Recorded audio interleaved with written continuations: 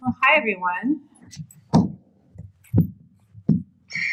So, sex sells, right?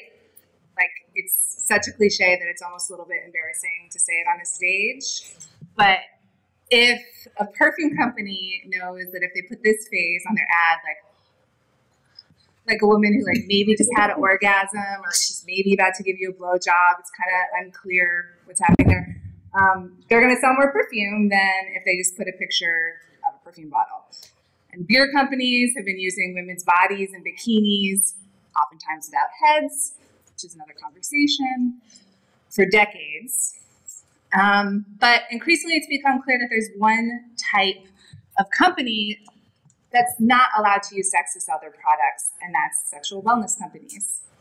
And to be really specific, it's female sexual wellness companies. So we're talking about sex toy companies, sexual wellness apps, sex therapists, sex educators, even condom companies. When these companies want to reach their customers in the same place that everyone else reaches their customers, which like is social media or on public transit or Google AdWords, they're met with this list of seemingly pretty arbitrary rules, or they're just told no.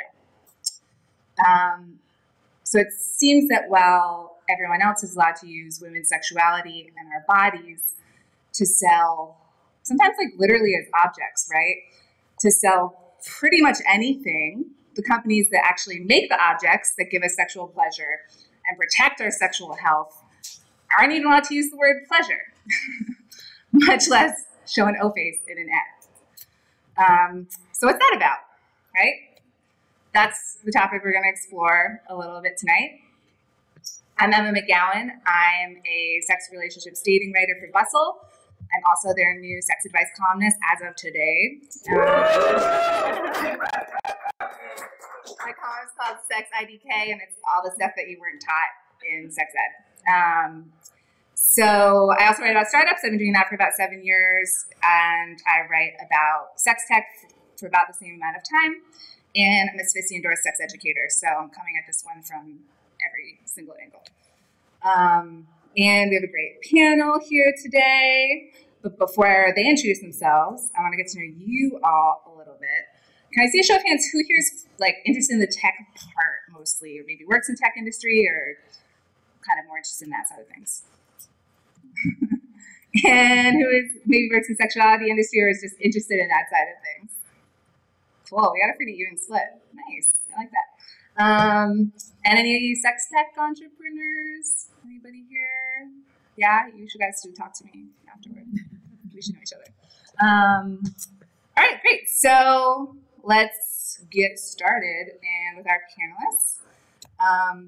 Liz, you want to start with intros? Tell us who you are, what you do, why you work in sexual wellness. Oh gosh, where do I start with that third one? Okay, I can definitely start with the first two. So my name is Liz Klinger.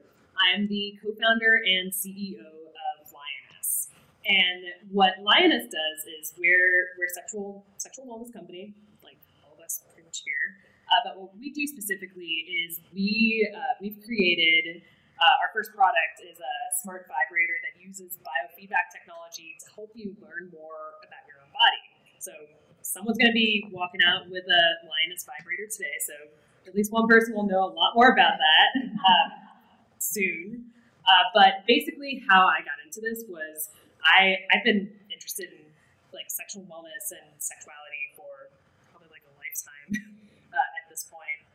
And I went from doing a lot of art initially around sexuality, female sexuality, to selling sex toys at like passion parties and like basically like direct sales sort of stuff, to starting Lioness because I saw that a lot of people had questions about sex, but they didn't have many great resources to turn to when they had those questions. They turned to me instead of turning to a doctor or another expert as a first resource, and I was like, that doesn't seem like a great path.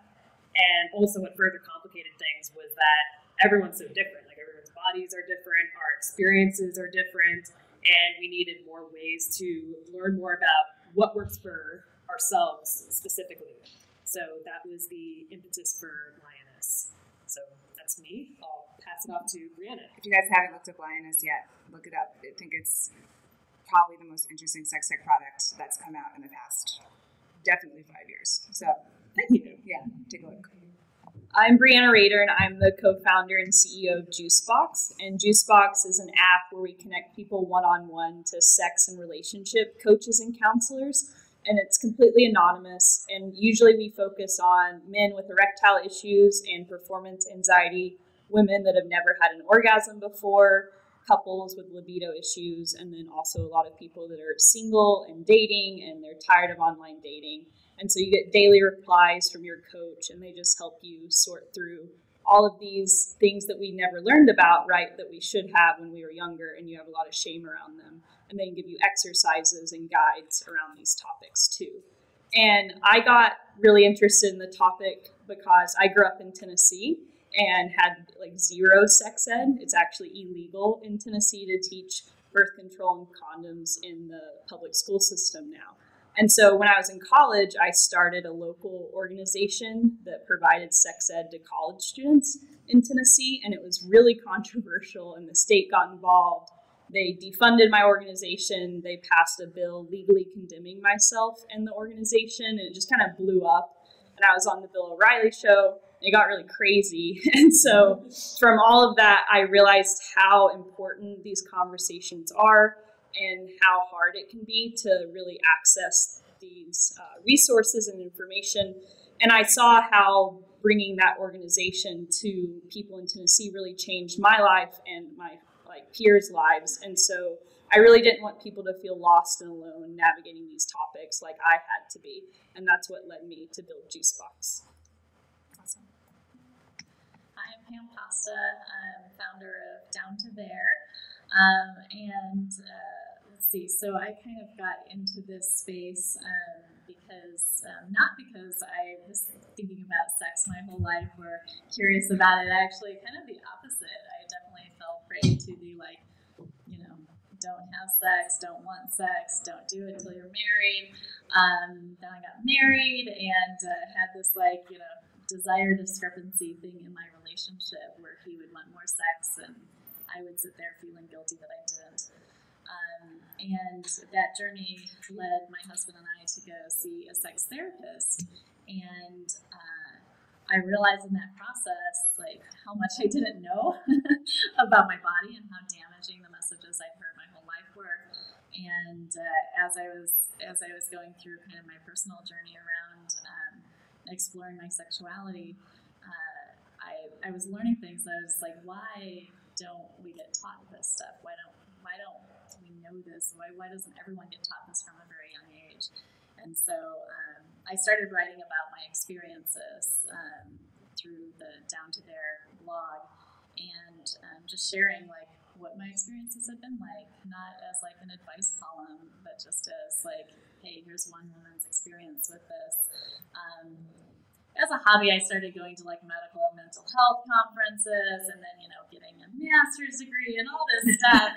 And then finally one day I told my husband, I was like, I'm quitting my job. I'm going to become a sex and relationship coach. So that's what I do now in addition to writing and speaking. And I just think this is a really powerful topic that I know changed my life to learn more about. And so that's why I care about it. Awesome. Great. All right. So those are our awesome columnists. Please excuse my phone. I have a list of questions on it. So we're here to talk about advertising. Obviously, it's the advertising issue. So we're going to jump right in and say, why should people be able to see advertising about sex, sexuality, and sexual wellness? Why is this issue important? Well, it's really fundamental to our human experience, and I think a lot of research has shown that it's really, really crucial to our overall health. And so when we can't advertise our products or resources or information, we're preventing you all and the general public from accessing this expertise, right? And so that knowledge. And so it's really impacting your health at the end of the day, that you can't get access to these conversations or this knowledge because these platforms are so large that have these really negative policies that they're really starting to control the conversation. Then it's not just like a single little website that's saying, no, you can't talk about sex. These are really huge players that are controlling the access. Brianna, could you actually, maybe we should talk specifically about kind of which websites we are talking about. Yeah. No, I just realized this is something we didn't address. Because I think there's two spaces really that this is coming up, and it's in the public arena, and then it's on the internet, which is part of the public arena now, obviously. But the website specifically that you've had trouble with, maybe. Specifically for us, it's Facebook advertising and Google advertising.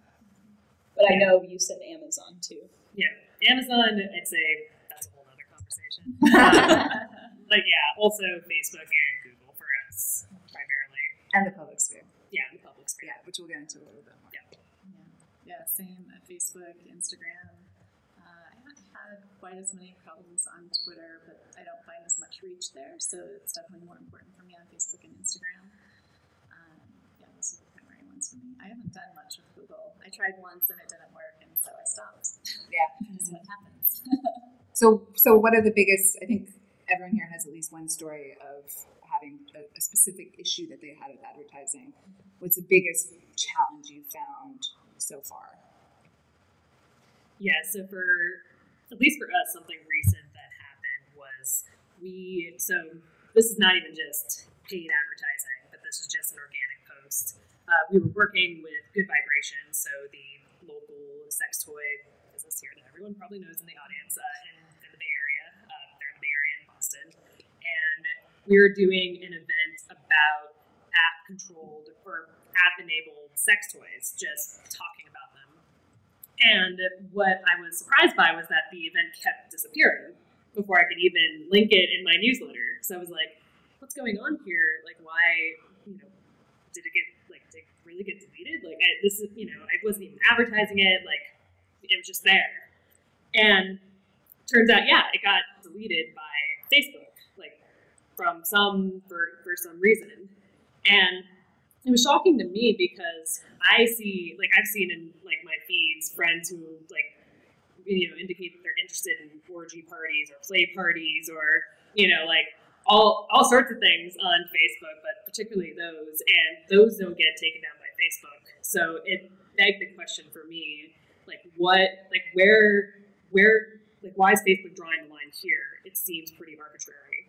Like, there's nothing inherently wrong with play parties or orgies, but it just did not make sense to me that I could not have an event or just have an event out there that's talking about sex toys, just a conversation about it, whereas other things are happening that might be okay to maybe the Facebook employees, or I don't know how that exactly works, but there are certain things that are considered okay or not, and it makes me wonder, who's making those decisions and why.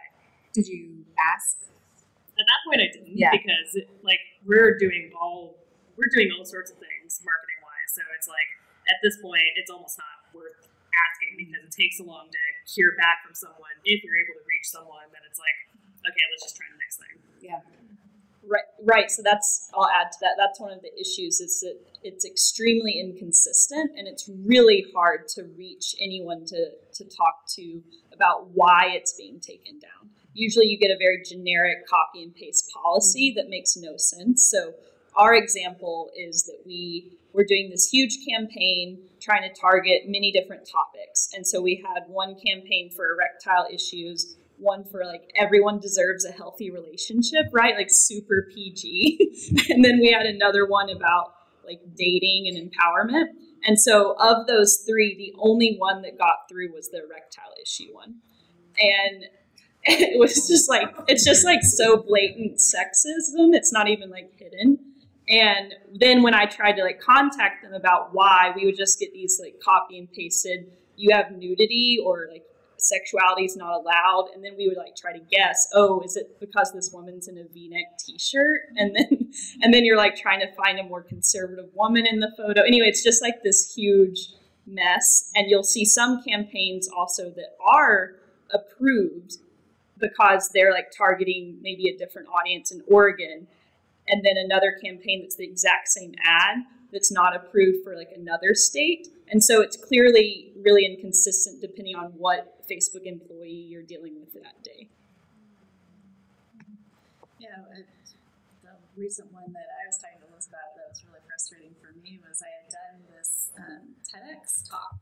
And I was like, oh, you know, if you go to TEDx, this should be a pretty reasonable thing to promote. And in fact, Facebook had, I had posted it on my business page. It's about, you know, my experiences with low sexual desire and a long-term relationship, and about the research I'd done on that. I mean, it was like research I was trying to share. And I posted on my page, and Facebook had given me a thing that says, you know, this post is reaching a lot of people. Please boost it. You know, please spend money with us and boost this post. And so I was really excited. I was like, yes, that's a great way to get the message out. And so I boosted it, and almost instantly got a decline.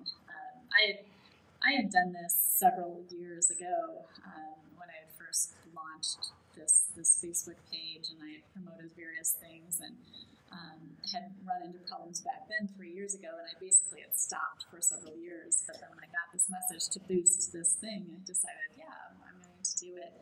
And so to get, again, you kind of get that copy-paste message about why, responding back and asking them more questions. What is it that exactly about this? I did feel like things had shifted in the last 3 years in terms of the amount of interaction I was able to get with a Facebook team, but it still landed in that same space of not having it approved. But then I ran it 2 weeks later, and it did get approved. So the inconsistency is definitely something I faced as well, and just a lot of confusion. Yeah. Why do you think it's been easier the past couple of years? Like, do you have any theories about that? It's not that it's been easier. It's just that you used to just get this generic thing that says, like, it's against guidelines. But now there's, like, screenshots of the guidelines that it's against. They're still not exactly aligned with the ad that you tried to run, but there's, like, a little bit more information. So I can see, like, progress in that. They shared the guidelines recently, right? Isn't that a fairly recent thing? I mean, at least in the notifications that I get. I mean, they've always been able to go read their guidelines, but when it's just a generic guidelines versus, like, this one section of the guideline, it's, you know, it's getting more precise now, but it's still not accurate. I've been having similar issues with that too, where I had my 10X talk I cannot promote, even though it's specifically about sex ed 201, so about continuing sex education beyond childhood. And even though it falls, like, it technically could fall into, I think Facebook's okay with having, like, educational content related to sex, it's still considered outside of that scope for whatever reason, and I haven't been able to get much reason or information as to why it's outside of that. All right, so sounds like inconsistency is probably the biggest challenge. Inconsistency and kind of the inability to get a response from some of these bigger corporations. Like, just tell us maybe some clear rules and we can work around them. Because as people who work in sexual wellness, we are really good at workarounds. And let's hear about some of them. Liz, you want to start that one? This isn't about the internet so much, I don't think, but maybe talk about your public transit campaign. The transit campaign. I have the Indiegogo one too. Okay, so let's talk about both. Yeah. So I'll talk about both. So the first one that for our Indiegogo campaign, one of the things that we did was so I knew that I probably couldn't advertise the vibrator itself on Indiegogo. So what I ended up doing was I made a baby announcement about this vibrator that I made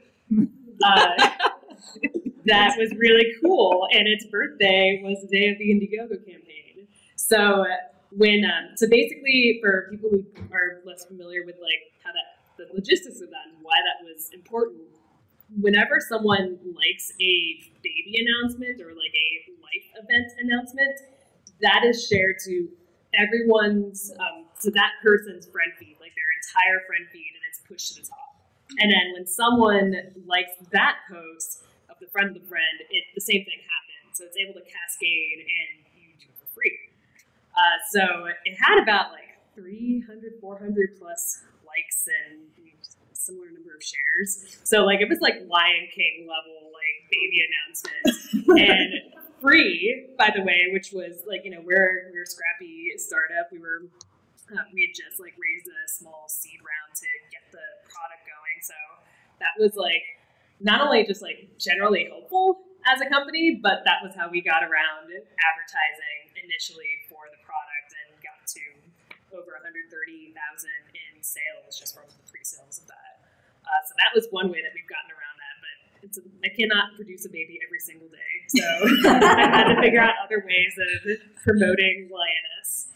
For the bus stop ads, what you were referring to earlier, for the bus stop ads, that was an interesting experience too, because we basically approached the outdoor advertising company here about doing ads, and they were open to it. But as we were starting to go back and forth with different concepts, they would either like say yes or no to different things, and they wouldn't be able to really provide a reason for it. So something that we had come up with as a team was showing some of the data, like showing like what an orgasm looks like in the form of a wavelength of a data graph. And that was struck down because it's like, well, you know, you have the word orgasm in it and no one understands what that is, but you have the word orgasm in it. And it's like, well, what's wrong with that?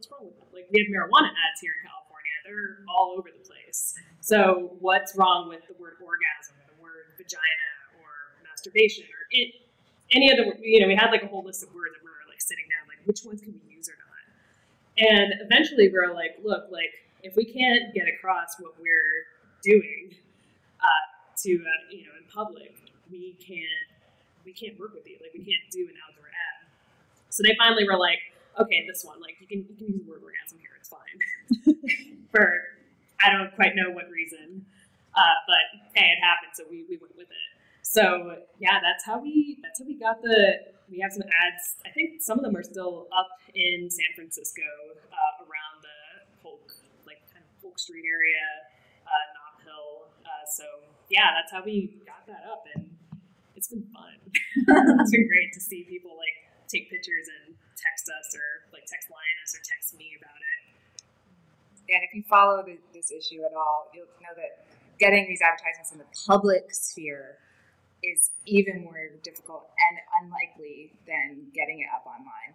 So that's a real accomplishment to have been able to actually get this up. Also, I love that they're on Knott Hill just because, like, puns, but good choice. Well, today, actually, I tried something new on Facebook. I found this kind of, like, secret form called integrity certification. And it's for dating apps. And I was like, oh, well, I'll try to pretend to be a dating app and see if it gives me integrity. Baby dating app. So we'll see how that goes. But other than that, we've just really had to not use these traditional channels. We've done a lot of content marketing, a lot of podcast interviews. I don't know how many I've even done at this point. So it's just really unfortunate that we can't access these channels. Yeah, I was going to say, I'm taking notes on things to try. Because, yeah, I think my default was to give up and to just go other avenues. Being on podcasts and things like that. Definitely, like, leveraging my personal Facebook page to, spread the word about things that I'm doing. While trying to build the business page and advertise in that way. I think some days I have more energy to try different iterations of things and see what gets through. And if it gets through, be like, okay, just keep putting money on that one and hope it doesn't like turn off.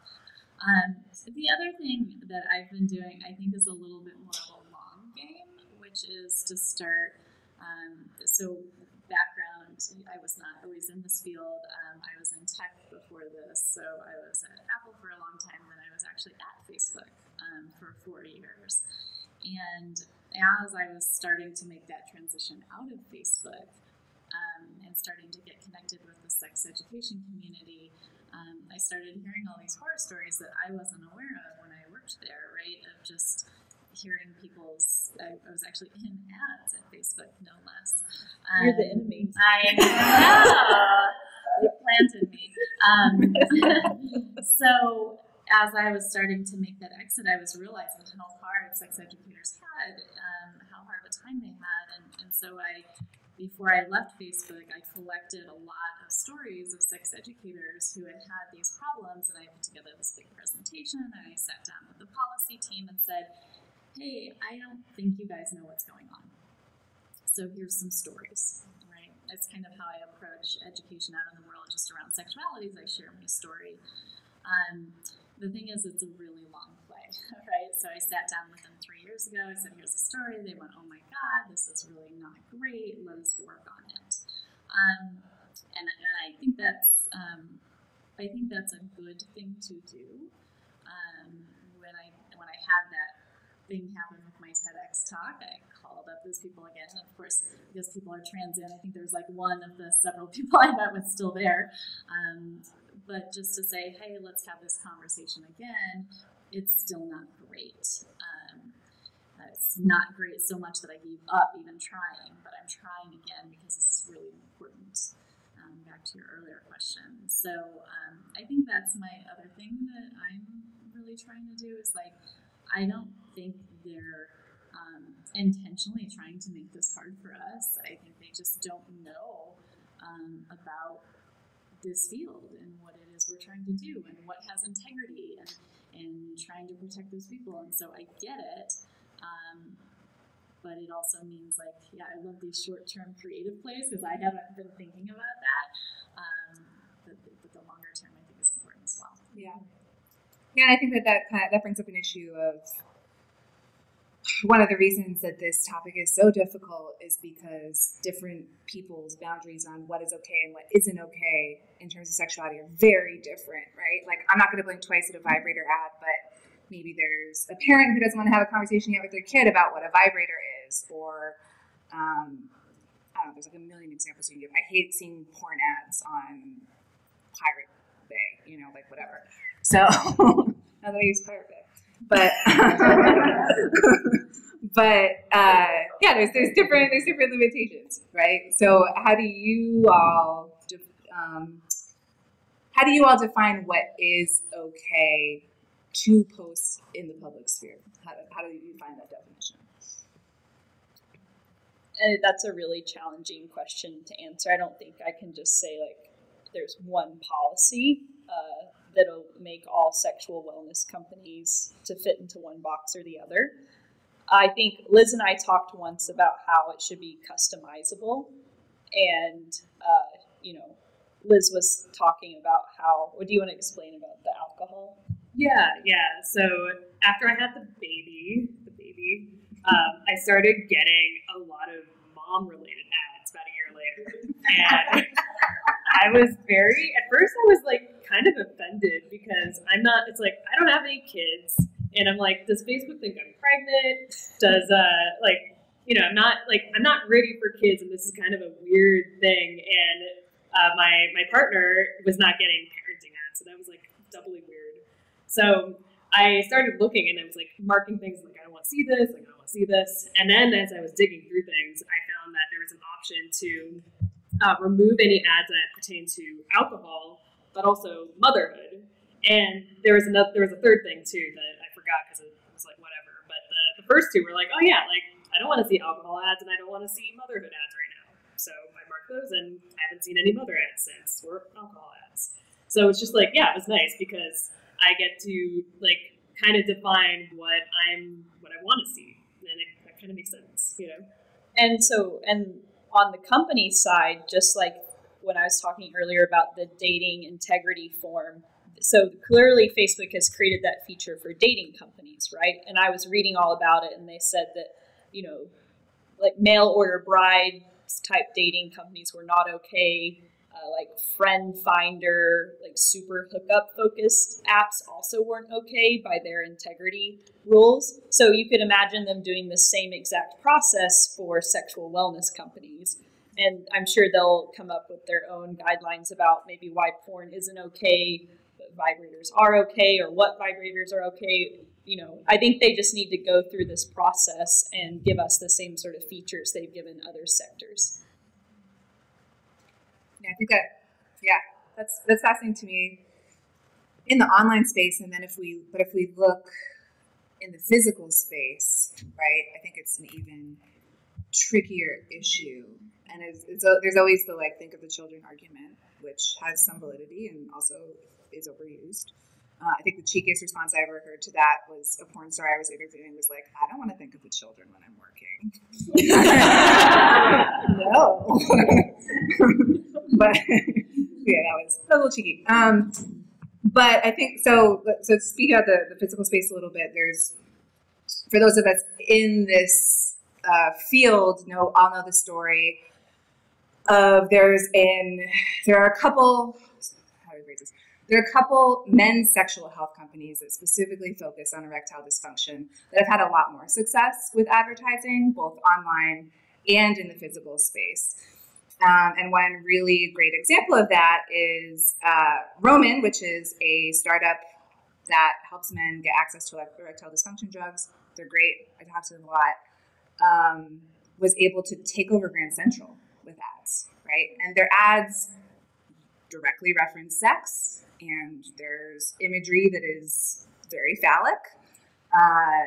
Hims is another company that has made some very phallic advertising.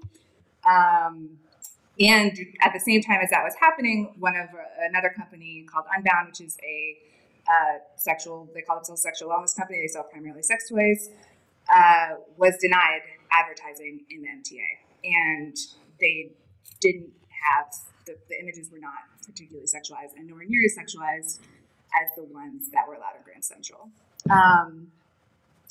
So that's a big issue.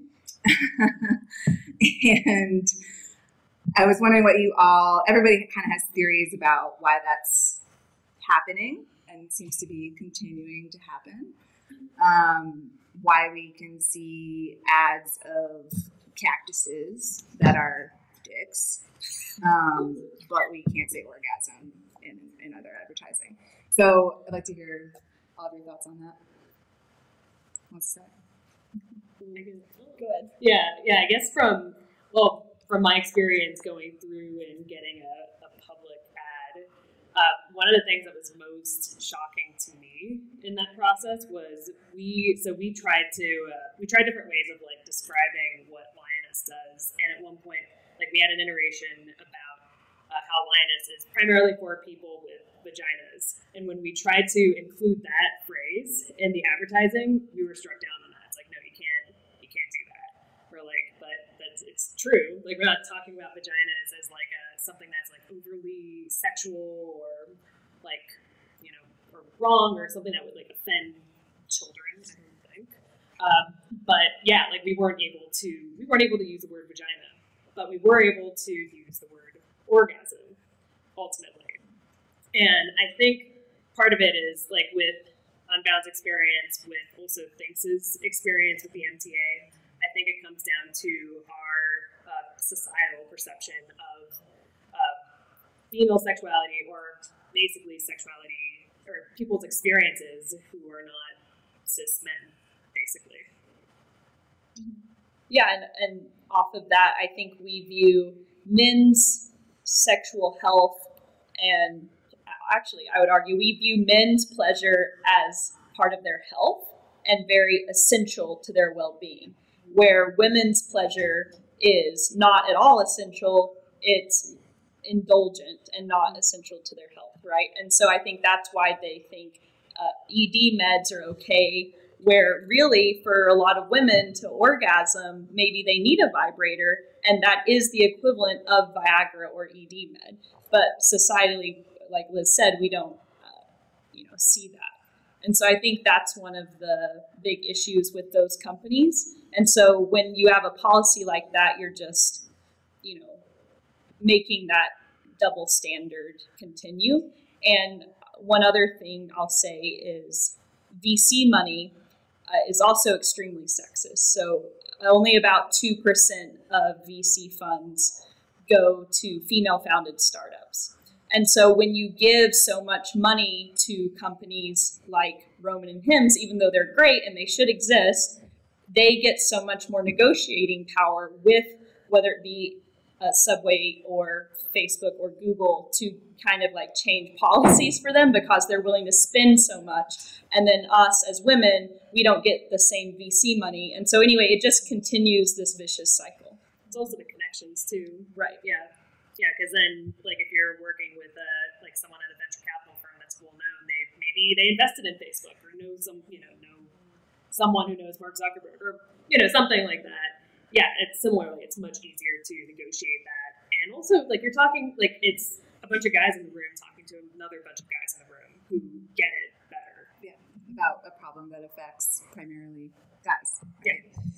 Yeah. No, I love your point about ED medicine and vibrators being basically the same thing. That's a point I try to make a lot, especially when we're talking about this issue, is like they both exist to increase arousal and the possibility of orgasm. That's the only point. So it's the same thing. That one's really frustrating. And it's hard to talk about because, Brianna, as you mentioned, like Roman and Hims, I think all of us in sexual wellness space are like, yes, more sexual wellness companies. Like, let's get more out there. We love that there's space for that kind of advertising. And at the same time, it's like, oh, it's so frustrating that they're allowed to do this and we're not, but it's not their fault. It's society sucks. Like, yeah, they're great. Like, yeah, they're fun. They're, but it I just feel anger a lot of the time when I see them. Like, I'm not excited for them. I'm just like, why is this allowed and these other ones aren't? Well, funny thing, I remember Polly, so CEO of Unbound, and we met up in San Francisco one time, and we were at this we're watching there's some sports at this bar, and as we were talking about this very issue, I think we saw an ad for Hims during that conversation, and we're like, wow, so yeah, they're able to do that, and we can't do that. Yeah, and this is And I think the point about money is a really good one too, and it's one that I hadn't considered, Brianna. That, I mean, how much money does it cost to buy all that space in Grand Central? Right. I can't even imagine how much money that costs. And those of us who work in tech or tech adjacent, so probably literally everyone in this room knows that VC money doesn't go to women, or if it does, it's less. Actually, Unbound, I think, is one of the few VC funded women's sexual health companies, and she had to fight tooth and nail for that money. Also, she was the first sexual wellness company to present at TechCrunch Disrupt last week, so shout out for that. Really, really awesome. Okay, so maybe it would be a little more solution focused. Do you all have any suggestions? I mean, I know, Pam, you're working with your Facebook contacts with that long game, which thank you for that, because I think probably more than anything that's going to be effective. But do you all have any tips for other people in the tech industry, outside the tech industry, lay people who want to get involved in this issue? Yeah, I mean, I think one of the things that I'm particularly passionate about, and it kind of plays into some of what you're talking about, which is just this kind of cultural message that, men want sex and it's part of their sexual health, and for women, maybe not so much, which is obviously not true, but I think it is something that we've experienced a lot. And so I think even just, outside of talking to the people in these tech companies and helping educate them about that, even something as simple and as grassroots as more women talking about sexual pleasure with each other, with their friends. It's actually, I do a lot of research around that and what happens when you get 4 women together who meet 4 weeks in a row to talk about their not just negative experiences, but what it is they want out of. It's like a very powerful catalyst for shifting the way that we view these things in the world. And so I think that's really important. It starts to put that on equal footing. It starts that to be a conversation that we're having, as a culture and as a world. And again, it's a lot. Because I'm like the long play woman over here. I want to see that change in the world, which will hopefully help bring these other things on more equal footing. Actually, I interviewed a sex therapist once who told me that she had a client who said that she had literally never discussed sex with a friend, or multiple clients, many clients. And I was like, I couldn't even imagine what that was. But why do you think all these ads are approved for erectile dysfunction? I would say, so I see couples and I see men and I see women, and I would say the majority of the people who reach out to me, no matter the age, are reaching out to me because of erectile dysfunction.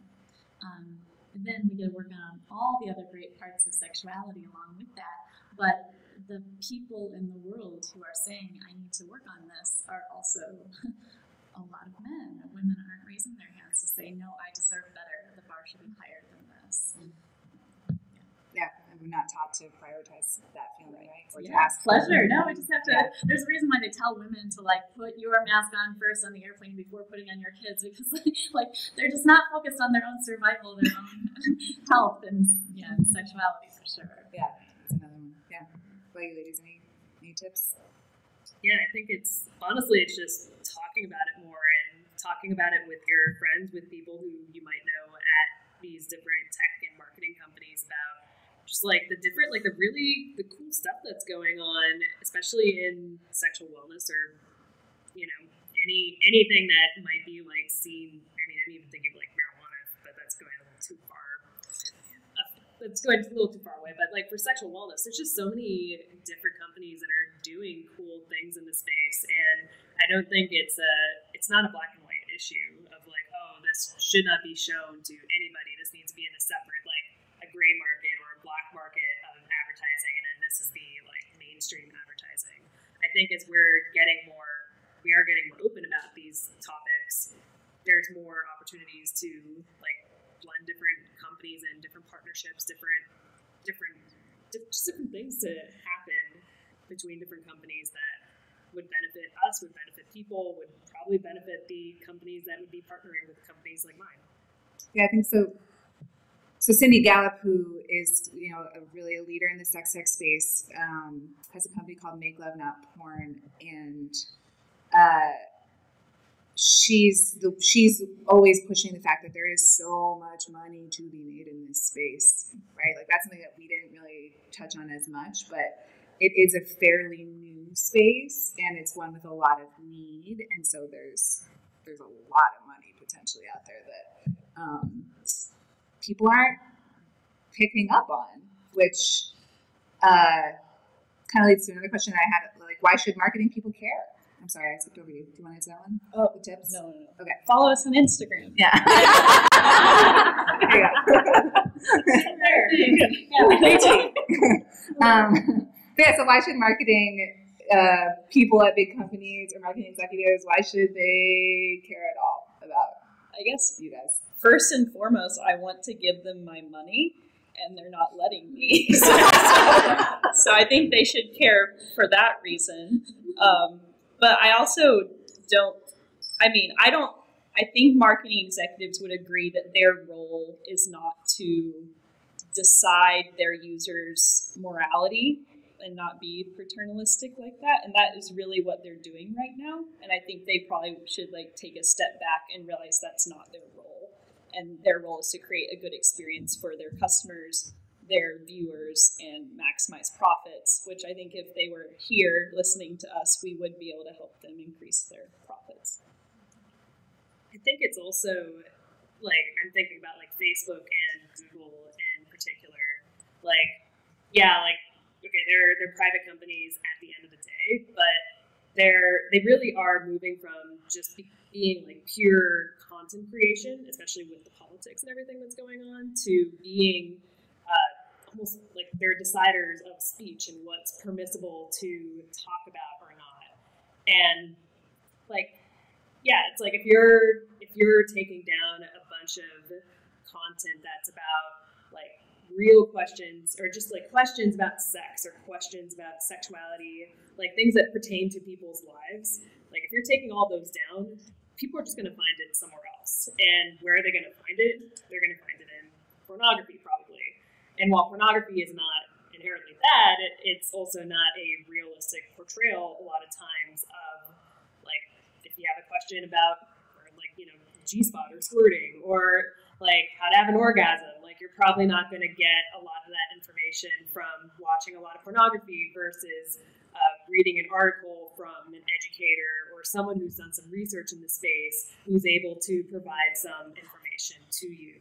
So I think as we're getting to this point where Facebook and Google and some of these other platforms are getting so big that they're essentially controlling speech, that's something to think about. Like, what responsibility do you have for like your children who are learning about sex on the internet? They probably are learning about sex on the internet. Definitely. You know? Yeah, and it's like, do you want them to learn from Pornhub, like the Pornhub videos, or do you want them to learn from articles or an educator or someone else who's able to provide information to them? It's kind of, I was actually just thinking, it's a little scary, and I also kind of feel bad for these tech companies that are really young. Like, if you think about the fact that Facebook has been around for, 12 years, and is now, like, shouldered with this responsibility of, like, speech, right? Free speech, which is an innate American value that we've relied on our government to say, and now this company has to be an arbiter of that. I can't imagine being on that policy team.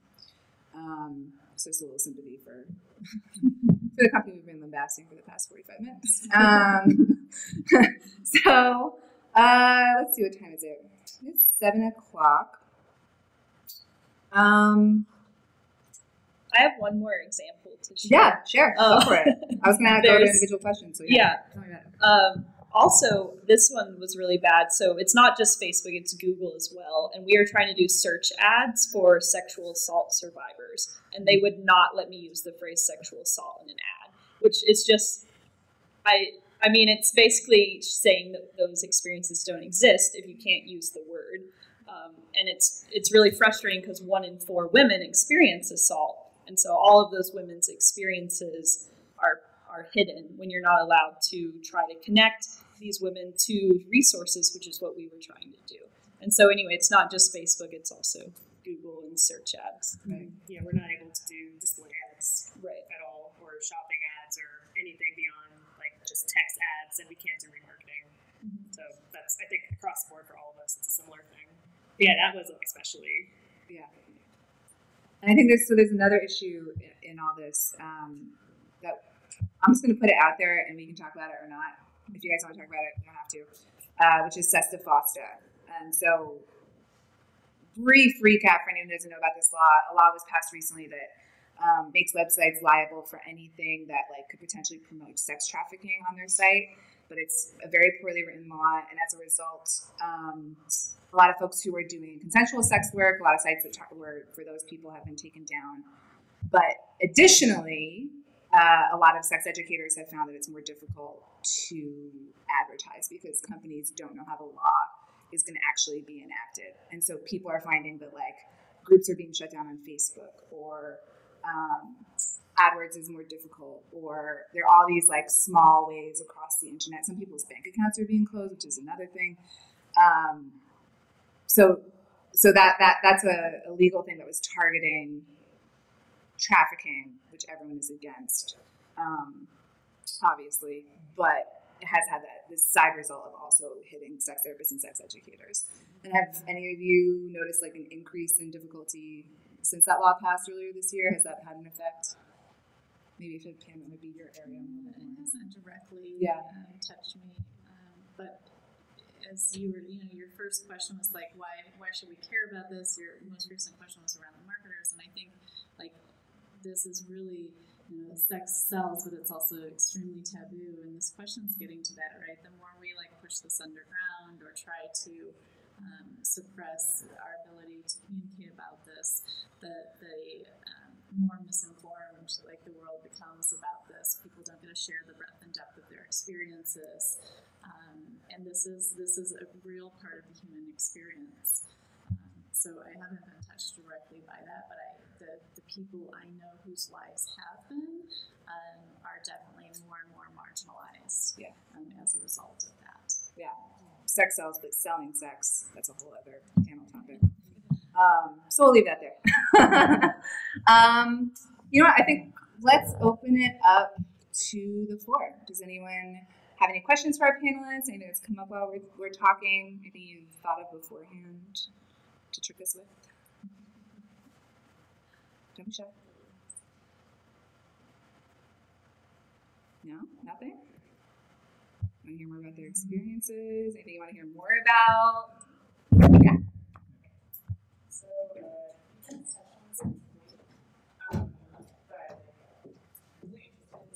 this space is super important, right? But I've been noticing, and just researching various companies and stuff, a lot of sex tech seems to be based in New York. Even though San Francisco kind of like has this whole free love reputation and like is generally very accepting of different sexualities and lifestyles, it seems like that your city is focused there. So I just kind of wanted to ask all of you, like, if I wanted, or if you or my friends or whoever wanted to kind of like find some community around this, or like have a hackathon or something. There was like a sex tech hackathon in New York like a week ago, and it was amazing. I was so sad I didn't go. Like, what would your advice be for sort of trying to foster like a sex positive community? I know there's like probably one already here, but like, how do I do that? Like a sex tech community. Yes. Yeah. I was just going to answer the reason. Would you be able to summarize the question for the online? Oh, yeah. So the question is, oh, no, that's not your bad. Sorry, what was your name? Caitlin.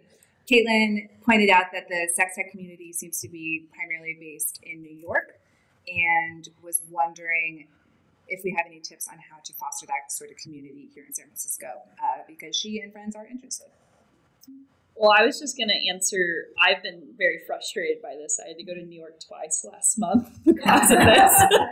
And I think it's because investors and the tech scene here is extremely focused on technology. Like, what is your patentable device, or what is your complicated algorithm? And honestly, a lot of the products in sex tech, maybe besides you, aren't so heavy on tech, right? They're heavy on like information and education, and New York is a much friendlier town for like media focused startups or content focused startups, and not heavy on tech. And so I've actually seen founders move there for that reason.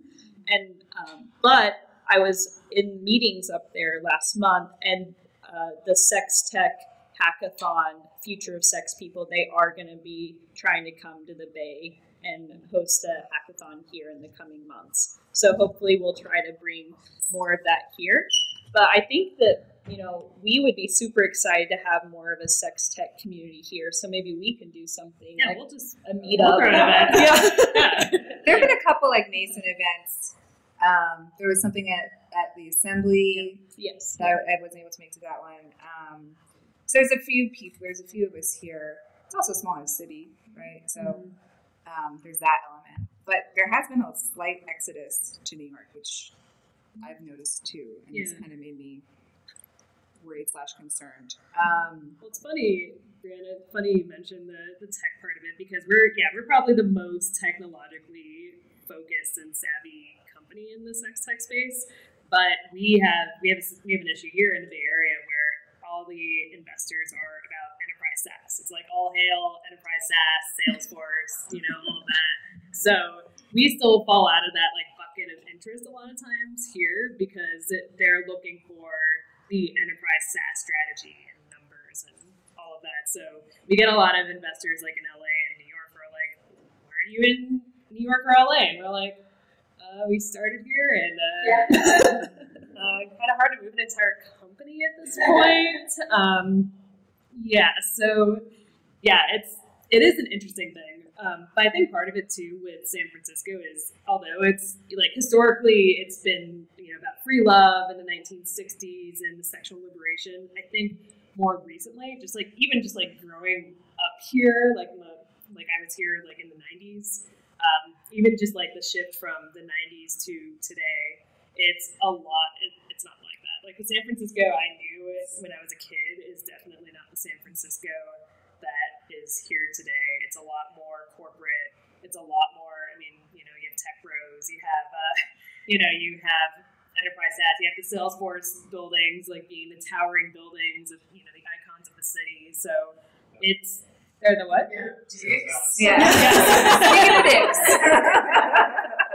Yeah, so it's not quite the same as its reputation has been, but I am like, if people are interested, like you all came here today, like if people are interested in more sex tech stuff and that's something that you want to do, I'm happy to help host more events.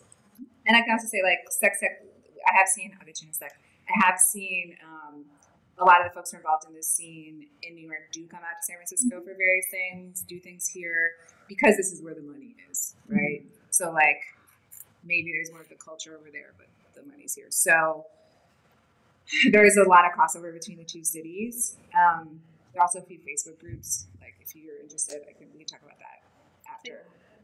One other thing to mention is, like, there are some sex tech companies here, but they tend to be bigger and they've been around longer. So, like, Crave, Lilo has an office here.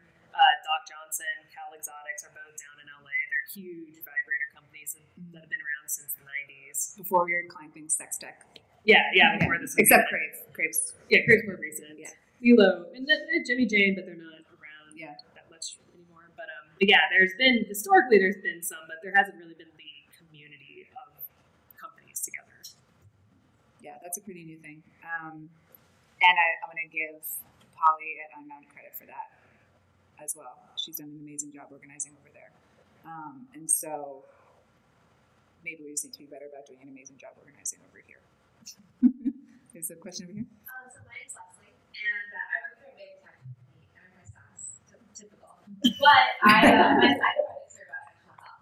Specifically, I put on an event about design processes around sexual health 2 years in a row.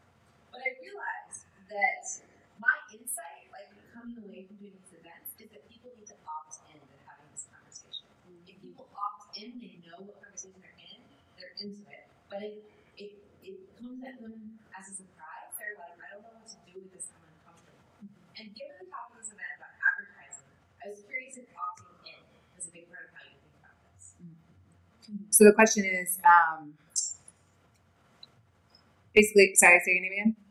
Leslie was saying that she's found that when people can opt into this conversation, know this is the conversation they're going to have, they're there, they're with it. But otherwise, it can be a little bit difficult conversation to have. Is that a good summary? So, like in advertising, is opting in part of what you've experienced? Yeah. So in advertising, is opting in part of the experience. I think Liz, you spoke a little bit about that. Yeah. Like I think. Well, yeah, that's what I would like to see for that too, especially as like we have more content out there. Also, just like from my own experience, what seems to make sense. But yeah, also like in a perfect world, I would wish that like I'd be able to remarket to our Facebook page, like the people who follow our Facebook page and opted in to seeing the content and be able to like serve them a certain type of content that they would expect, knowing what Lioness is, as opposed to like someone who knows nothing about Lioness. They don't expect to see, you don't want to see a big vibrator on your feed. You never know, if you have it connected to like a, giant screen or, you never know where you're going to be. Like I'd want to serve them maybe a different type of content that's much, much lighter, might infer to what we do, or maybe it's about self-care in general, even just something that's very light, and then they can engage with that or not. But yeah, that's what I would like to see ideally, because like I wouldn't want someone to be extraordinarily uncomfortable or be faced with something that they do not want to see, because I know that's like for myself that I don't want to see motherhood ad right now, and similarly for someone who doesn't want to see a large, or, like a picture of a vibrator on their feed, or, just something that they're not comfortable with, I wouldn't want to create that situation for them. And isn't that kind of the promise of the internet, right? Like, that you can do that in a way that you couldn't in magazines or, the subway. Yeah. It's cool. We had another question over here. It's kind of a question/statement. Two-part question. I guess the first question portion is is like around the toy industry. I feel that there's equal like disregard for male and female sex toys. I think that maybe they're treated with the same level of discomfort, maybe. And I also, so that's the first question, if that's like you agree or disagree, or if you have any insight into that. And then my second question is like, I think about the language about how we are talking about these things, because it's like an erectile dysfunction versus like a sex toy, and something that's like, oh, this is optional, like for fun, versus like we're fixing something that is wrong with you. Even though, like, to Brianna's point earlier, like, you can look at erectile dysfunction and, like, having trouble orgasming as a female is the same thing. So just, I was just thinking about, I don't know, like, I'm curious about the sex toy thing, and also just, like, if there's a larger discussion to be had about how we're talking about things. Right. So hi, internet people. So there's a two-part question / statement. The first part was asking about whether or not we think that there's an equal reaction to male and female sex toys, and the other one was about language and how we use the term sex toy when we're talking about these tools for women, and we use the term erectile dysfunction when we're talking about the pills that men take, even though oftentimes, as we discussed earlier, they address the same issue. I think that's a great point, and I'm going to think a lot about that. And maybe write about it too, because if you just go, if you go to a toy store, there's a lot of options for females, and there's very few options for male bodies. So I think there's definitely a disparity in the marketplace in terms of what's out there. And the other question about like the use of the word dysfunction, I would broaden that to say, I mean, yes, there's a lot more out there around like male dysfunction or erectile dysfunction, but there's also that same language is used around female dysfunction as well. And what I'm always shocked to find, which is why I want for us to be able to talk about it so much more, is that oftentimes it's not even, I wouldn't even phrase it as dysfunction, right? It's a functional response to a dysfunctional situation, right? If you are in a relationship that's not going well, if you are not getting the type of sex that works for you, all of these things are actually quite functional responses. So I do think language matters in how we talk about this. Messages that you aren't alone. There's nothing wrong with you. You're not broken. And pleasure is a human right. We should have toys for it. We should have education around it. We should have all of these things. I think that is really, the language is really important. I'd like to talk about the male and female sex toys thing. I actually think that there's more derision towards sex toys aimed at people with penises than there is for sex toys aimed at people with vaginas. And we've done a really good job at normalizing over the past, I don't know, let's give Babeland and Good Vibrations a shout out for that one, right? Like at normalizing and Sex and the City, yeah, there we go. And normalizing sex toys for women and other people with vaginas. But when we talk about male masturbation, it's still kind of a joke, right? Like it's still kind of a gross thing that guys do, or like a funny thing, and like what is this weird, like, why do guys need sex toys anyway? Can't they just like get turned on by everything and grab some lotion and they're good? Like it's not really a conversation that we've had on a cultural level yet. I don't think talking about those toys as much. I don't know if you all would agree. Yeah. I wouldn't completely agree, though, that male masturbation is, like, stigmatized or anything. I think men, it's just inherently known that all men will masturbate and that it's, like, okay for them to do. And unfortunately, like, there's tons of women out there still that won't even touch themselves. And so I think maybe the toy industry has responded to that, like, stigma. I'm obviously in favor of more male masturbation toys existing, but I do think that we aren't past that conversation of telling women it's okay to masturbate, it's okay to touch themselves and enjoy pleasure. I think it's a complicated conversation because I think looking at the toy industry, like toys for people with penises, is not like hasn't been a mainstream conversation as much as toys for people with vaginas. But I think I found that in certain spaces, it's a lot more talked about. So like just go to like Reddit sex toy, like the sex toy subreddit. That's mostly remote control toys and a lot more like toys for people with penises, which was really interesting to me as I was like kind of doing my search of where can I talk about Lioness.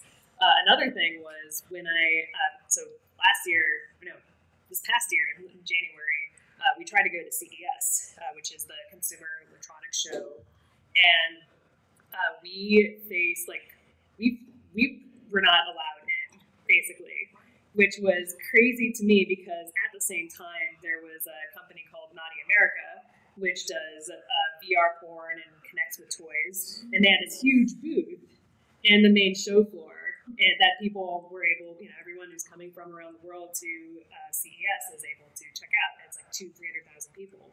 It's a great place to like make retail connections, press connections, just general like tech connections. And so we ended up having to sneak in through a couple of connections to have a booth for 2 days.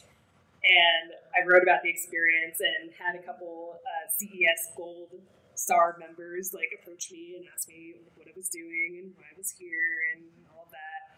And it was just seeing that stark contrast of like not being able to like just be there or not allowed to be there while Naughty America was there was just like extremely frustrating to me that like, just this weird like kind of standard that's set by an organization just because of what they personally are okay with or not. And unfortunately, we weren't the only company that was dealing with like, or has been dealing or, working with like primarily products for people with vaginas who's been like, we've had, there's other companies that have been rejected also, even some that are well-funded, have better connections than I do. We're still not allowed to be on the show floor just because they deal with female sexuality primarily. So it's complicated, I'd say. Another workaround. Yeah, another workaround basically.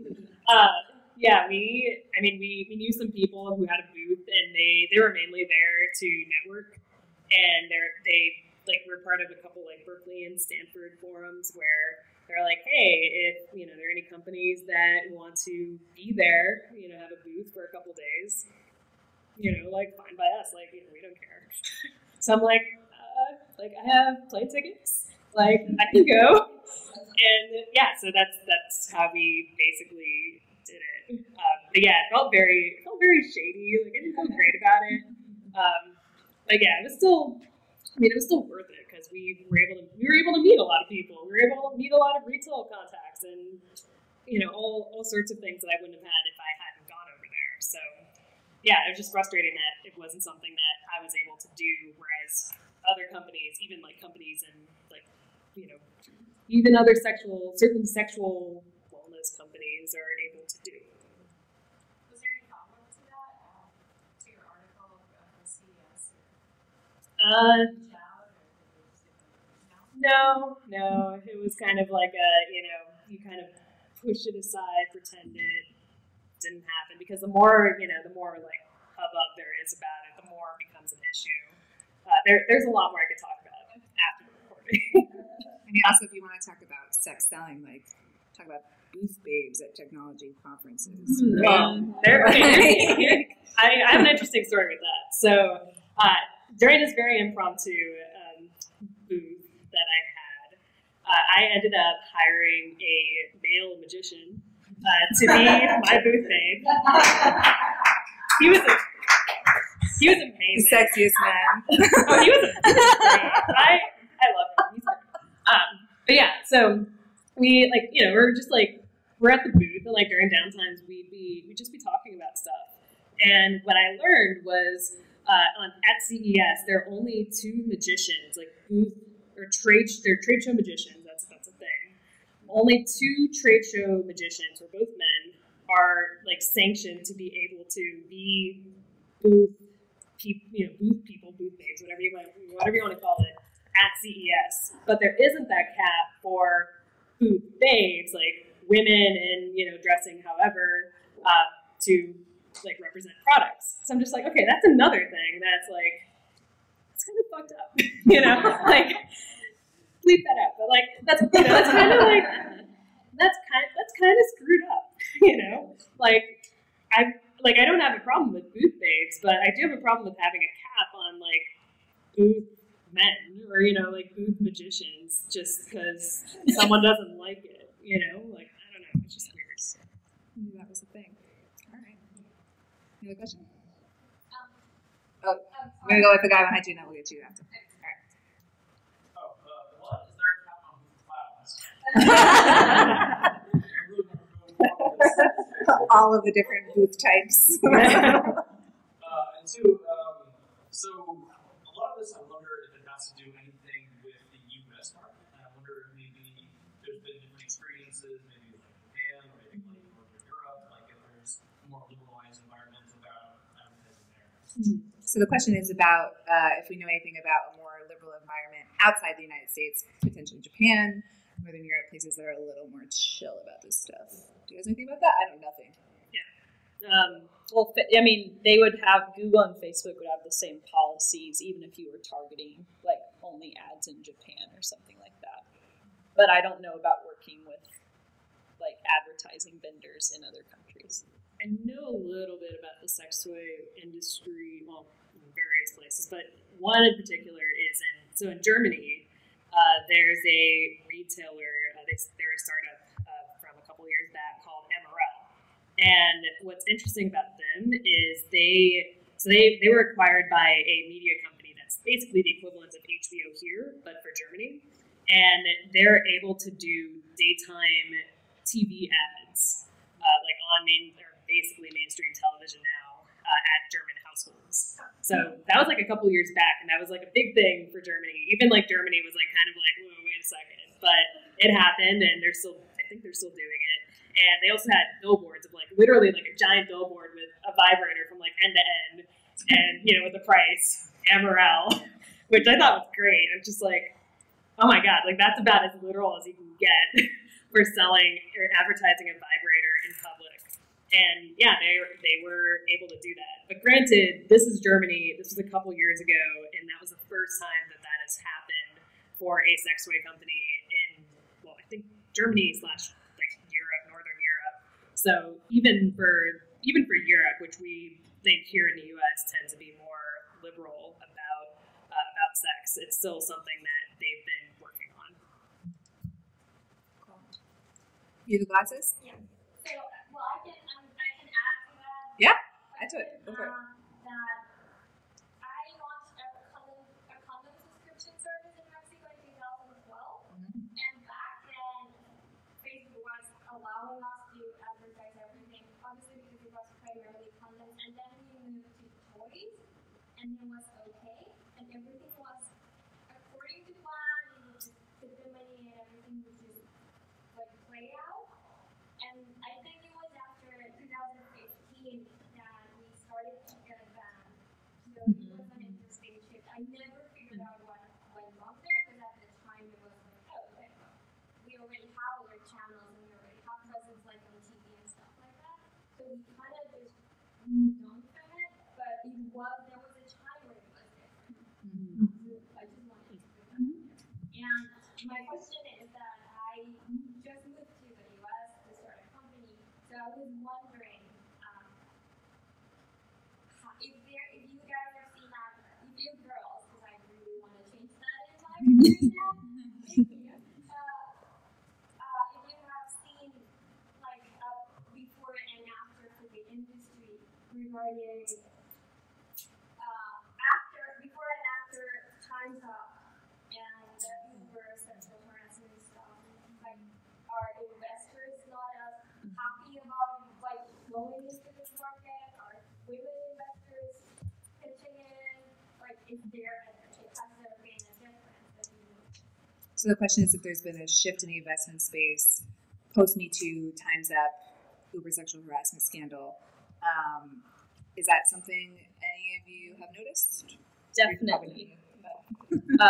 I kick myself all the time that I was too early, and I wish I had not started Juicebox when I did, and I'd waited about a year or a year and a half, because when I was first starting to fundraise, the conversations I was having were horrible. Like, I had an investor that told me that my personal sex appeal didn't match the needs of my product. And he just said that as if it was completely appropriate in a meeting setting.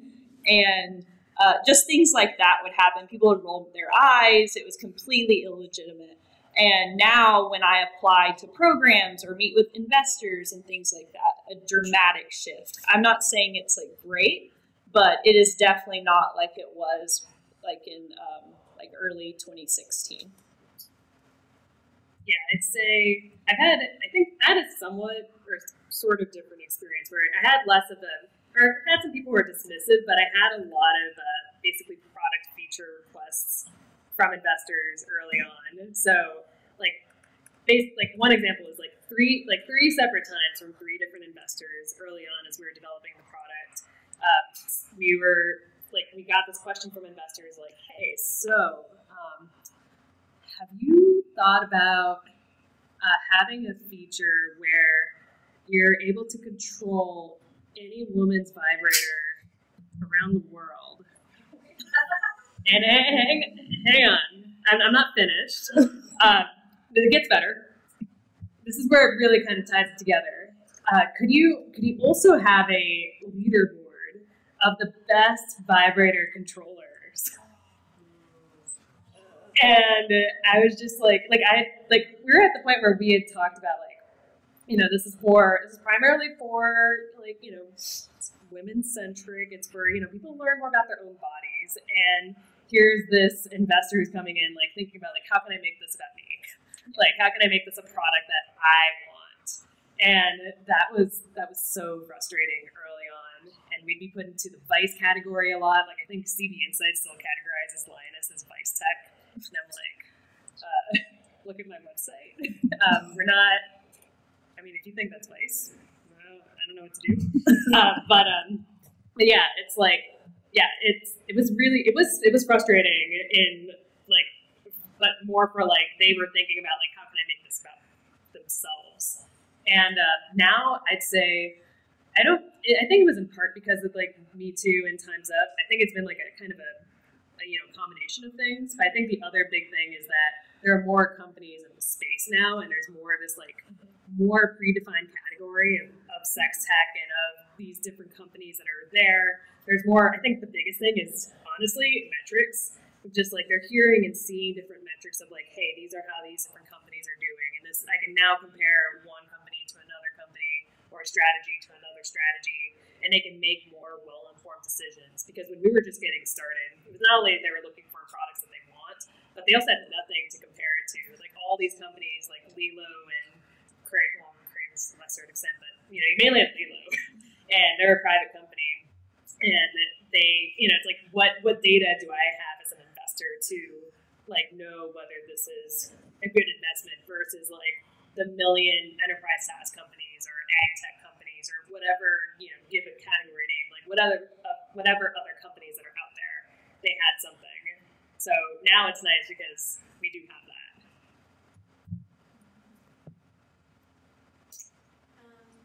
So this is such a great panel, and I wanted to ask a little bit about the focus on the way we talk about sexual health and wellness, and the way we talk about pleasure as part of sexual health and wellness, because I think that one of the things that can happen when working with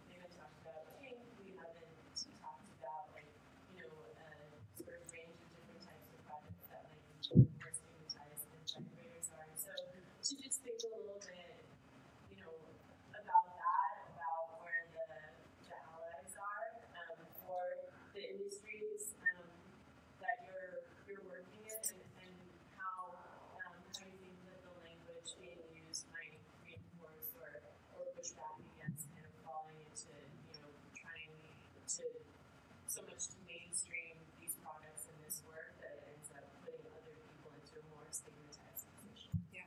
What was your name? Alex.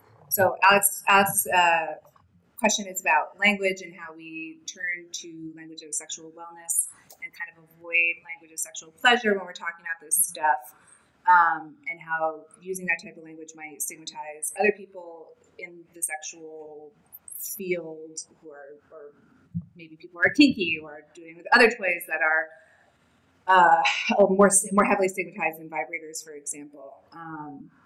And I would like to speak to that, actually. I think that that's a great point, and it's something that I've actually been thinking a lot about lately. First of all, I think that we talk about this stuff as sexual wellness and health because that's the workaround, right? Because that's the way that you can talk about it in the public sphere, talk about it in advertisement, post things on Facebook. We are still a heavily sex-negative society, and so talking about sex at all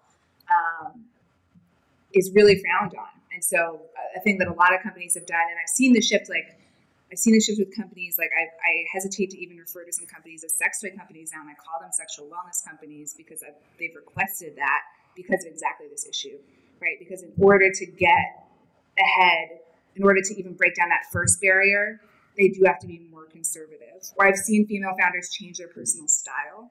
That's another thing. Change the clothing that they wear in public, specifically for that reason.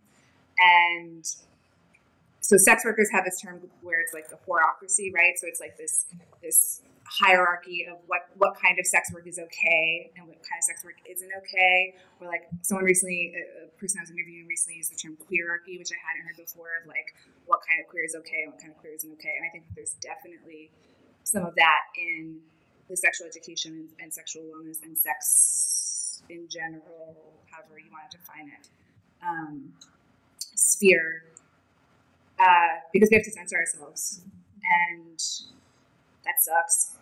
But we're not at the point yet where we can have these conversations in a lot of areas without doing that. And I also like to joke that sex education is like the least sexy thing ever. Like it's so not sexy because we like have to. It's not a joke. It's true. We have to be in this very narrow, prescribed box in order to be in public. And like, yeah, the funnest parts of sex are like not those things. I've written so many freaking articles about STIs, like it's so boring, but like it's important. But like that's what everybody wants to hear about. And for some reason, it's okay to talk about STIs, but like not about bondage, you know? So whatever, I'll keep writing about STIs until we can talk about bondage. I think it's a great point because there are those discussions going on within this community, right? If we're going to have like a conversation with Facebook, a conversation with Google, how do we make sure that we're not just like, well, sex education is okay, but porn is not, right? Or this is okay, but this is not. Like, we don't want to divide the community. We want to make sure that we're all represented. So even as we're like drafting letters to companies and having these conversations, you know, there are conversations within the community. Hey, I couldn't sign that because I'm written out of the way that's presented.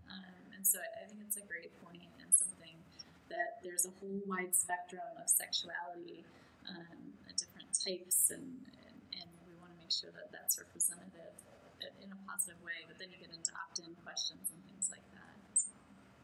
So yeah, I think it's really about where do we start, right?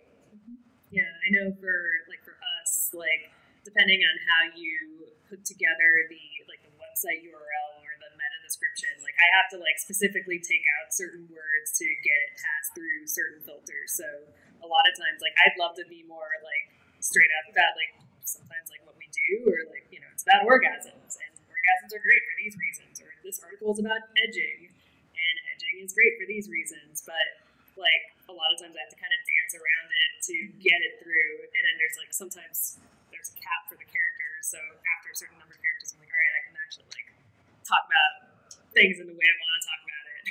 But yeah, it's like a lot, some of it's like censorship from just getting past the filters in the first place, which is really frustrating.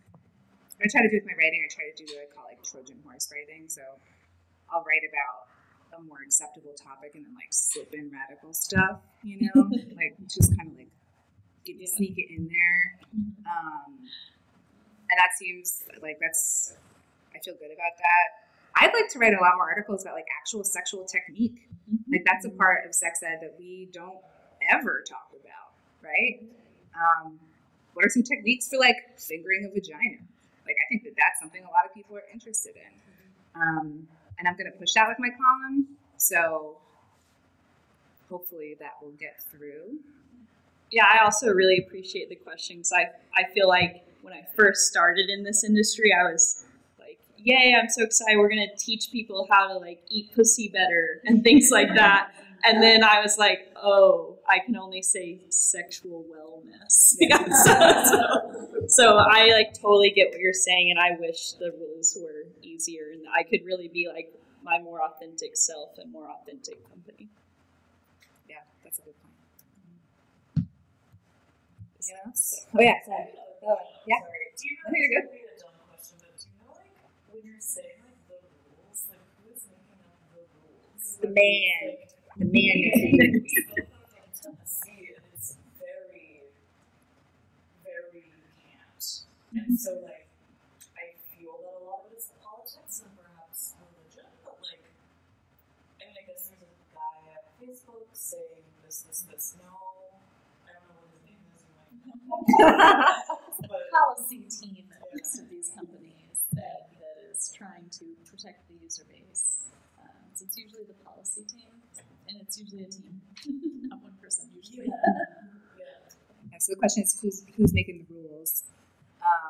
Yeah, but the people that make up these policy teams are just people that are impacted by religion and the patriarchy and sex negativity, just like the rest of us. So they're like pushing their own cultural shames and biases into the policies, I think is how I think about it. I mean, when I moved to the Bay from Tennessee, I thought I was going to be in this like special land where I wouldn't be legally condemned anymore and I could like actually do my, sex ed work. But really, I don't see the difference between the state condemning me when I was doing work there and Facebook saying I can't run any ads. It's still like really limiting, our access to information. Yeah, so yeah, in some cases, as you know, being from Tennessee as well, it is the state that makes the rules, particularly when you're talking about children and young adults. And in some cases, it's a policy team. And in some cases, it's just the zeitgeist of the patriarchy. It's also some companies and advertisers, particularly like if they contribute a lot of the advertising share.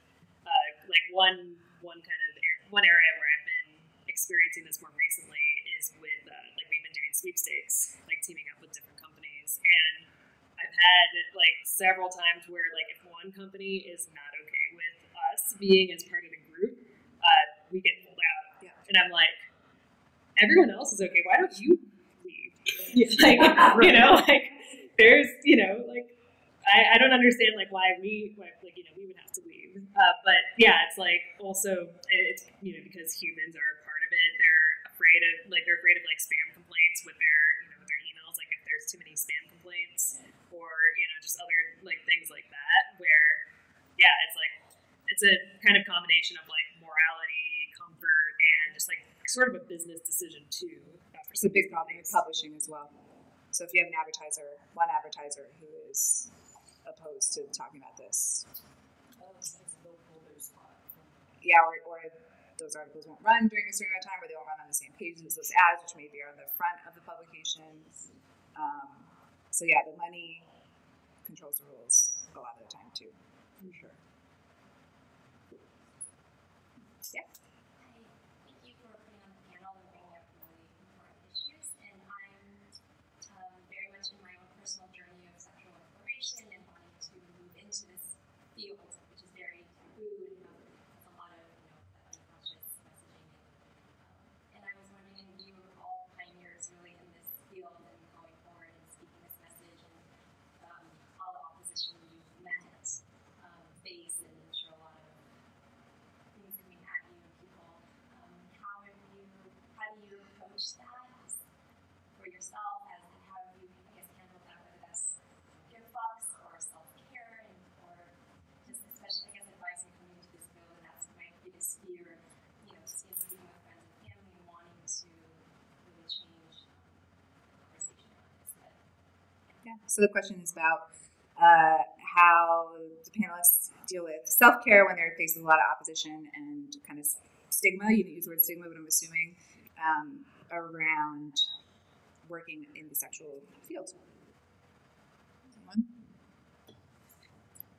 I'm stressed out a lot. Yeah, me too. I think that's like with any company, though, to some degree. Like, if you have a startup, you will be stressed. Yeah. Sorry, keep going. No. But I mean, like, you were attacked by the state in college. Like, that's a pretty significant stressor. Yeah, I think. I don't think I have a good answer for you. I think I'm very stressed out a lot, but I feel like I try to surround myself with people that uplift me, and that helps a lot. Even just like knowing Liz and like hearing that she has the same trouble as me, that makes me feel less alone in dealing with this. So I think that's probably the biggest part of it, is finding a support team or community that can like relate to you. Community, number one, for sure. Like, just being able to, there's a few people in the audience here that are part of my community, and I think not having to deal with the startup, just because I'm kind of like my one-woman show, I don't have those types of stresses. I think sometimes when I write or when I speak, and you're inevitably going to get trolls, right? And I actually, on my best days, I'm able to like look at them under their bridge and go, oh, like, they just got horrible messages. And my husband always laughs because he's like, don't feed the trolls. And I'm like, no, I don't need to convince them that I want to respond to the hurt. And so on my best days, I can do that. And it actually ends up being a beautiful experience for me to honor that this is a stigmatized thing and people struggle with it. And I get the thumbs down comment on the TEDx talk about how I struggle with desire in my marriage, right? It's like, oh, they must struggle too, And so I think there's part of me that just little awe part, in addition to the community, that helps me just feel good about it. I mean, that's why we're doing this. So it's a great reflection when I run into those things of like why I'm doing it. I don't run into many problems, to be honest. Like, I don't know if it's just my attitude or the family I came from, probably a combination. The community that I surround myself with, I've never really gotten much pushback. I don't get trolls very often. I get a lot of I do a lot of mansplaining about stuff on the internet. Like, guys will be like, you didn't include this blah, blah, blah thing in your article. And I'm like, cool, thanks. Like, it's a 1,000-word piece. I can't talk about everything. But, or sometimes it's helpful, actually. Someone today reached out and was like, hey, could you include this thing about PrEP and PEP when you're talking about HIV transmission? And I was like, oh, yes, I forgot that. Like, thank you for reminding me that that's an important thing. But yeah, I don't actually, so maybe have a little bit of a don't give a fuck attitude, and just believe in what you're doing. I think for me, that's a really big thing too. It's like I really strongly believe in this. It's a firm conviction. And so it's not that hard to deal with haters if you really believe in what you do. Mm-hmm. Friends, community. Increasingly not giving a fuck over the years. Like, that's been great. Because I started out trying to be something that I thought investors would want to see, or portray myself in a certain way. And now I'm like, you know what? I'm just gonna dress however I want. I'm dyeing my hair tomorrow some crazy color. I'm just I'm enjoying my life. Having fun with this, and I'm finding that when I look at it with that mindset, maybe I won't get into certain mainstream venues, but I probably wouldn't have anyway. And also, I'm having a lot more fun with it, which means I'm doing better at my job. So it's kind of trying to find that trying to find that sweet spot for you, whatever that is, of friend support and just like, yeah, really believe in what you're doing and have fun with it at the end of the day. And that's going to give you the energy to keep going despite all the no's and the like crazy stuff that you might encounter day to day. We have 10 minutes left. Do you have a final question or final couple questions? No? We did get some from the internet. Oh, yeah, we got two. We have questions from the internet. What do we have? Yeah, they're good questions. So they're not trolls. That's the thing. Yeah, they're good trolls. Let's see. I don't have. Oh, here we go. All right. So one of them is, this is for Pam specifically. Why did you decide to be a coach rather than work as a therapist? And how has that choice been a benefit or a challenge to your practice, both in a marketing sense and therapeutically? Sure, that's a great question. So for those of you that don't know the difference between like a therapist, which is someone who has gotten their master's in counseling psychology, gotten 3,000 hours, been licensed by the Board of Behavioral Sciences from California, so that they can work with a variety of issues. Really, honestly, they're prepared for most issues except for sex, because they get like no training about sex in schools, even though they're marriage and family therapists, and people have sex in marriage and families, I think. And sex problems? Sex problems, yeah, and money problems. That's the other thing you don't get in therapy school. You don't get taught about money. That's great. So I did that. So the answer is I did all of that. And I decided not to get licensed, but to call myself a coach.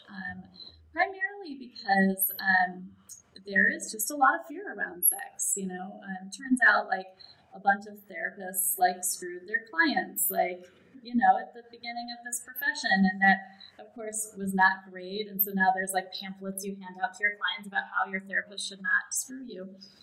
And it just creates a lot of fear around sexuality. So if you're working with a client as a therapist, of course, you would not direct any sexual energy towards them. They could towards you, because clients can do whatever they want, but you would of course not act on that. And I think that's great generally therapeutically, but when working around sexuality, if I'm working with a couple, with a woman, with a guy, who is having a hard time figuring out how desire and arousal works for them, you know, if they're in my office, I would like to be able to do things like, let's take a few breaths and let's actually include that part of our body in our breath. If I'm working with a couple and they're talking about challenges and suddenly like he looks at her a certain way, I want to go over and sit next to her and be like, well, did you see that look? Did you see what just happened there? Like, let's check out what happens in your body when that happens. And I just feel in the therapist community that's a little like, and I don't want that to be true in my practice. So that's why I call myself a coach. I think in general, a coach is because everything I just told you, like the layperson doesn't know the difference between all of those. So, you know, I still have initials after my name and I still have a ton of training in this. And so I think for the average person, they're willing to hire me as much as a therapist. And so, yeah, I mean, to answer the question around marketing, I don't think it impacts me too much to call myself one thing or another. But I'm not beholden to the BBS, which is great. Another question. What are the most impactful resources and tools you've used for lead generation? It's more for us. Yeah. Let's see. Well, to be honest, like, okay, honestly, the Facebook one was the best. That's the most impactful one, as like a, you know, one sort of like a one-time sort of thing. But besides that, joking aside, generally SEO, like just like content creation and being found on the internet, being found on Google organically has been one of the biggest things for us, because people, like, when they have questions about sex, they tend to type it into Google, funny enough. And that's like, we have a lot of, yeah, we get a lot of people who find out about us because they're searching for questions or just different things related to sex and sexuality that they may not immediately find on their feed, or, you know, like, out, you know, just looking at a billboard outside, but they'll find it if they're searching for questions about how to have better orgasms, how to have better sex, what is the G-spot, like any number of things. So that's been one of the most impactful ones for us. I agree. SEO content marketing, blogs, podcasts. Yeah, same. And getting those funneled into a mailing list that you can then tap into. Remarketing, basically. Yep. Any particular podcasts do you recommend? I would recommend using this database called Listen Notes, and then you can put a tag on it. So you could put sex or men or dating or whatever, and then it'll pull up all the podcasts that have that tag in their description. But honestly, we're talking about hundreds. Like if you put sex in, about 300 come up. Cool. All right. Well, that's perfect timing. So thank you guys so much for coming. And thank you.